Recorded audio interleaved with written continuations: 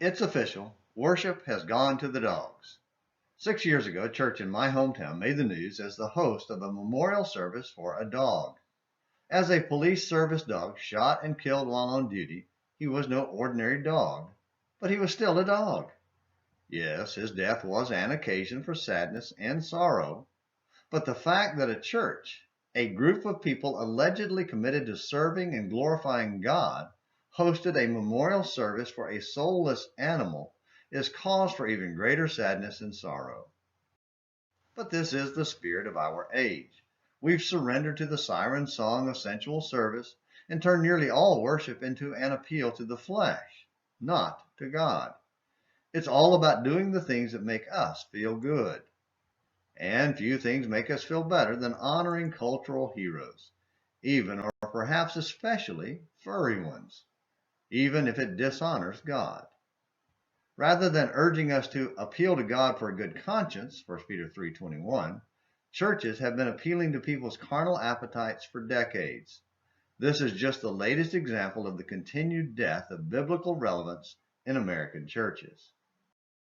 After Jehu secured control of Israel, he wanted to eliminate the sensual idolatry of Baal worship. Announcing how he intended to surpass Ahab in Baal worship, he called for all true adherents to come to a special service in Samaria.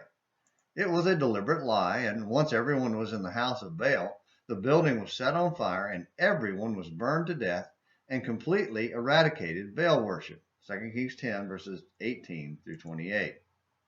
It would be nice to think Jehu was doing this because of a zeal for God, but it was really just an expedient way to consolidate his power. For Jehu, it was a mere utilitarian act that furthered his own purposes, and God's agreement was of secondary concern. Fortunately, we live in a time where God's kingdom is spiritual in nature, and he has made it clear that his people don't commit murder or any kind of physical harm in his name. Anyone who claims authority to harm another human being in God's name is a liar to be denounced immediately, 2 Corinthians 10 verses 3 through 5. Instead of killing people in the name of God, we must speak his truth in love in a relentless effort to persuade unbelievers of their need to come to Jesus.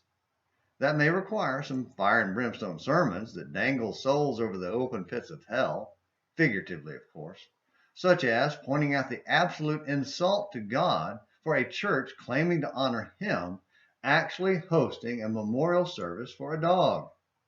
It is no better than the Baal worship that Jehu destroyed, and it deserves to be burned to the ground, metaphorically, of course.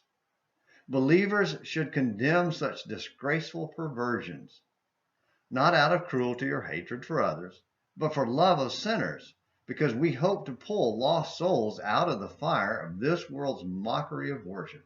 Jude verses 22 and 23.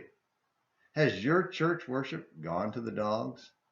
If so, leave it now, or it will take you down to the pits of hell too. Difficult words, but necessary nonetheless. Thank you for watching Morning Minutes in the Bible on An American Missionary. Until next time, this is James McClenny helping you have a great day.